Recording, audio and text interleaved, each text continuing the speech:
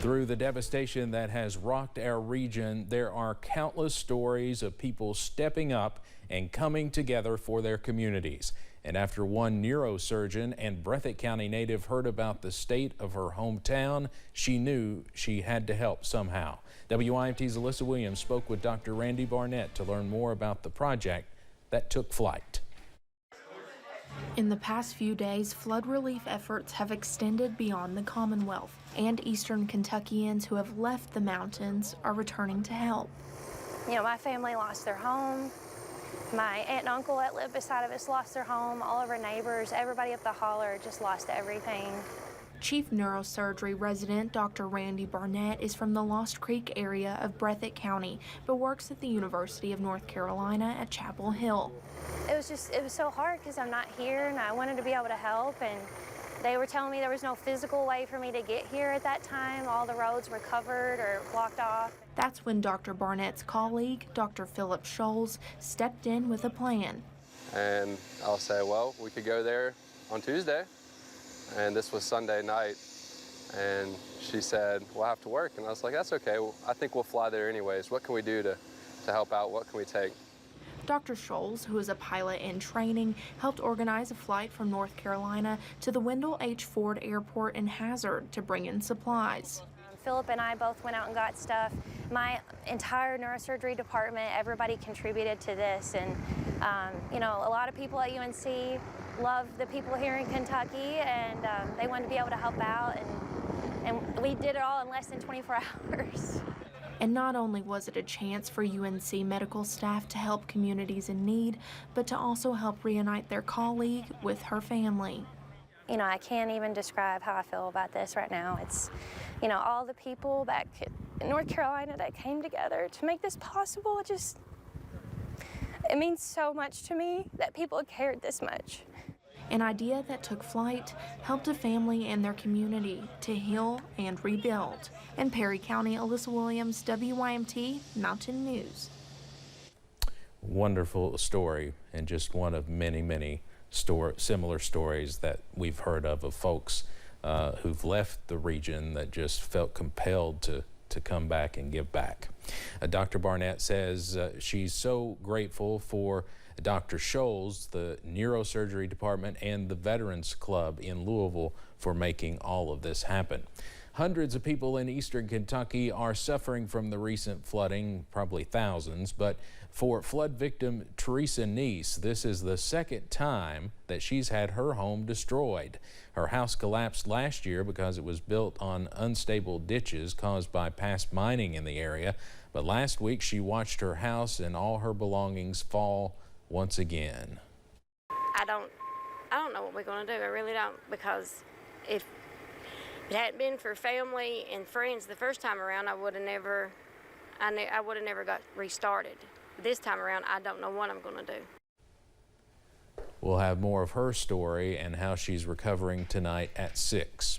The Knott County Judicial Center is closed per order of the Knott County Chief Circuit Judge. The building was of course closed because of flooding, and it's not expected to reopen until it's deemed safe. The emergency order included provisions which gives the judges authority to extend deadlines, and it applies to all cases set to take place in Knott County, including parties who live in Knott County or have an attorney whose business is located in Knott County. For more information, you can go to our website. Just look for this story on WYMT.com.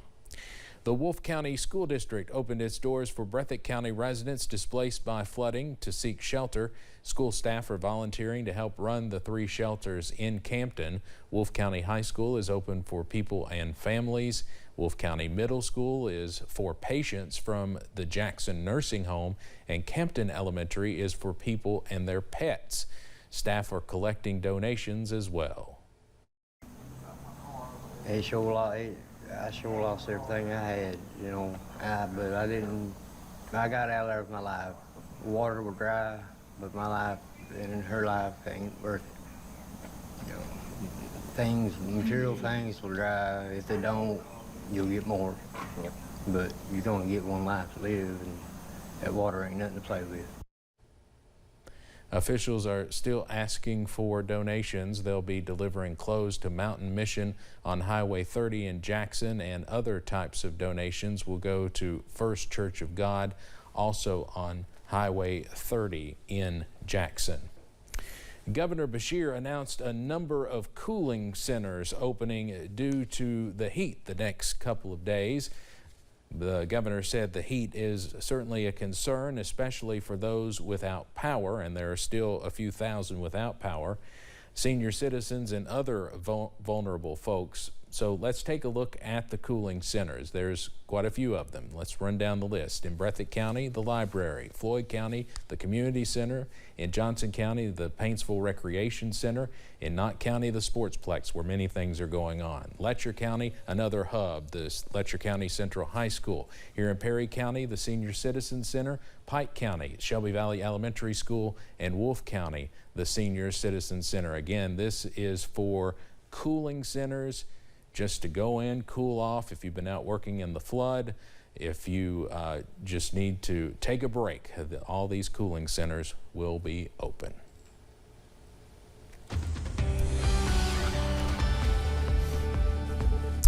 And most of those counties are under the heat advisory that goes into effect tomorrow at noon and runs through Thursday evening at 8 o'clock. That's because we're going to shift from the flooding being the big story. Obviously, it will be a big story for a long time, but from excessive rainfall to excessive heat in many spots. We're already seeing that outside today. It's rather toasty. Buffalo Mountain camera here in Perry County. We still don't have the sensor out there at Wendell Ford Airport, which we completely understand out there right now, but we see the sunshine there that has helped drive those temperatures a little bit more. Plenty of blue sky, just a few fair weather clouds out at London Corbin Airport. They sit at 85. Pinpoint Doppler is a clean sweep at the moment, and you have to go out to the west before you run into any more rain. And they don't need any more either there in eastern Illinois, right along the Wabash River. They got a lot of rain last night as well. Temperatures into the middle and upper 80s around the region. Jackson's topped out at 87 so far. It's been right now they're at 85, but they've been up to 86. Places like London, they still are. In Manchester, Somerset, and in Monticello. So we'll continue to see some warmer air with those feels-like temperatures in the upper 80s and into the lower 90s. So keep that WYMT weather app handy. Of course, tonight may be a stray storm, but otherwise we're in okay shape. Partly cloudy tonight. We're calming down into the upper 60s for overnight lows. I've got the very latest on when we could see an increase in a few more showers and storms. That's coming up in just a few minutes. Steve? Evan, thank you. Many volunteers and organizations are throughout eastern Kentucky right now helping the hundreds, if not thousands, of people in need. One of those organizations is Samaritan's Purse. Samaritan's Purse is a group from North Carolina that helps homeowners rebuild after natural disasters. Samaritan's Purse had planned to send out cleanup teams this afternoon, but not enough volunteers showed up. The group hopes it will be a better turnout tomorrow. They say at least 8 to 12 people are needed to clean a home. Volunteer orientations will be every day this week, twice a day at 7:30 a.m. and 12:30 p.m. At this point, it's just a matter of cleaning up and trying to save anything possible in order to save money. Samaritan's Purse is looking for volunteers to help remove mud and prevent mold in damaged homes. FEMA mobile registration centers are open throughout the region now to assist those affected by the flooding. The centers can be found at the following locations from 7 a.m. until 7 p.m. daily. In Breathitt County, 421 Jet Drive in Jackson. In Clay County, the Clay County Community Center. In Knott County, the Sportsplex. Letcher County, the Recreation Center. In Perry County, Hazard Community and Technical College. Now, it's important to note that Pike and Floyd counties were also added to the individual assistance list. We have not heard of mobile registration centers set up in those counties yet, but they are now included in FEMA's individual assistance. Again, Pike and Floyd added today. We are partnering with WKYT in Lexington and WSAZ in Charleston, Huntington, West Virginia for the Appalachia Rises, a week of giving. Our goal is to support the ARH Foundation Fund for flood relief and the Foundation for Appalachian Kentucky Crisis Fund.